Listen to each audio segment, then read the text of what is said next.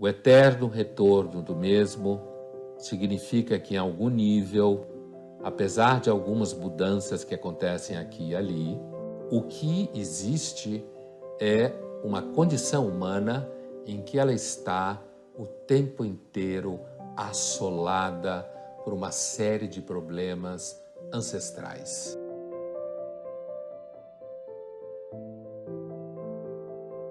Nós agora, nas últimas décadas, principalmente depois da queda do Muro de Berlim, a gente passou a achar que o mundo era um parque temático.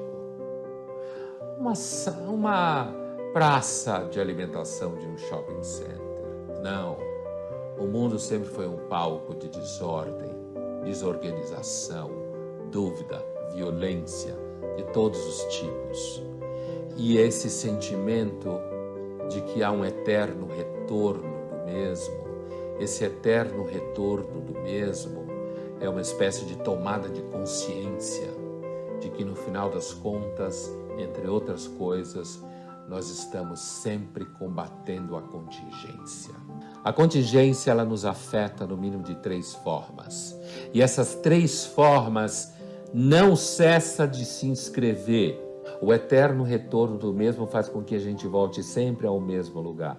E esse sempre ao mesmo lugar é o lugar em que a gente está sempre enfrentando o fato que nós não somos o dono do pedaço.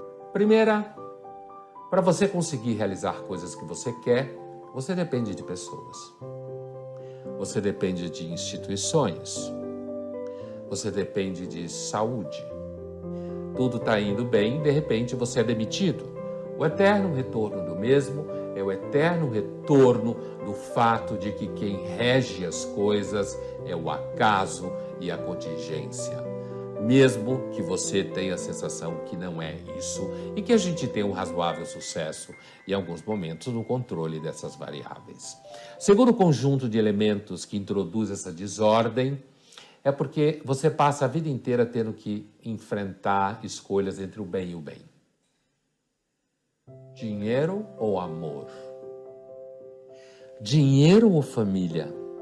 Você investe dinheiro, de repente você perde a família ou perde os filhos que jogam na sua cara que você só pensou em dinheiro. Você investe na família, você não trabalha o suficiente, você fica pobre, perde a família. Afinal de contas, você deve investir num amor sólido, histórico e construído? Ou será que você deve investir num amor jovem, novo, que faz você sentir uma pessoa nova? O conflito entre bem e bem. Bem e mal é fácil. Bem e bem é uma das formas de maior desorganização e a contingência aparece, ou a fortuna, como se fala em filosofia, quando você é jogado diante de 2 situações que são o conflito entre bem e bem. E por último, a terceira área onde a contingência age sobre você é a sua vida interior.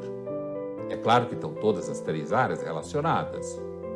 Amor, ódio, inveja, ressentimento, medo.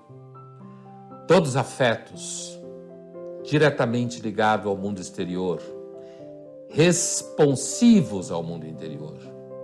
São respondentes, eles reagem ao mundo exterior.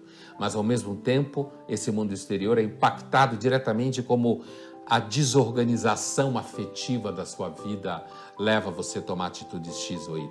Eu quis levar você a uma experiência estética, um pequeno susto filosófico, como diria Platão, um espanto, de perceber que se você acha que o mundo é novo, porque você se sente isolado, porque não pode confiar em ninguém, porque os vínculos familiares estão se dissolvendo, porque há desordem política, porque há combate pelo poder e porque, afinal de contas, a gente agora não aproveita para criar um mundo de amor. Se você acordar e achar que você teve uma grande ideia escrevendo algo assim, você simplesmente está reinventando a roda, porque você não entende que o mundo volta sempre para o mesmo lugar. A humanidade era a mesma em 1830, quando escreveu aquele texto. A humanidade era a mesma em 1919, quando o major sanitarista escreveu aquele texto. Assim como, por exemplo, quantas e quantas vezes a gente voltar atrás, a gente vai encontrar problemas muito semelhantes, por isso que existe literatura clássica. Só que eu não estou falando de literatura clássica aqui, eu estou falando de história, estou falando de ciência.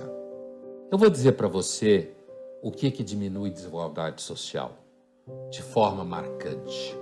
Então, grandes guerras acabam com desigualdade social, como marcador de transformação de fato.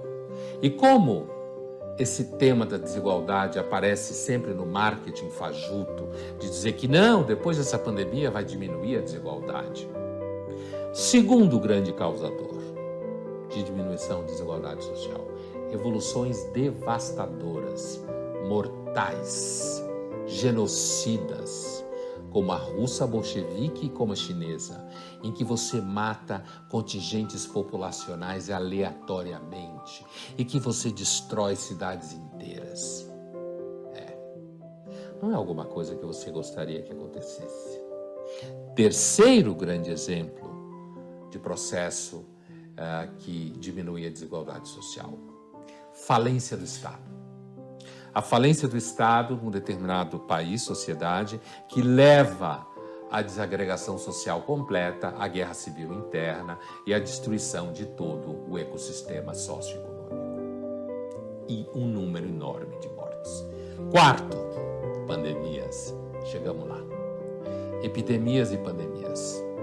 Todo mundo sabe que a epidemia de peste no século XIV matou tanta gente que o trabalho do carpinteiro ficou mais caro, porque morreu muito carpinteiro, muito pedreiro. Logo, ficou mais caro. Grandes pandemias ou grandes epidemias localizadas em determinados lugares, ela pode causar determinadas transformações em desigualdade e igualdade social. O processo de Primeira Guerra Mundial e gripe espanhola gerou desorganização na Europa, principalmente. Os Estados Unidos também, mas não para gerou uma grande crise econômica como uma das causas, mas não chegou a transformar a humanidade numa humanidade mais igualitária. Portanto, qual é o denominador comum, o trágico denominador comum entre esses 4 exemplos que causam diminuição da desigualdade social? Muita morte, massacre, muita letalidade, níveis abomináveis de morte. Ninguém deseja isso, em sã consciência.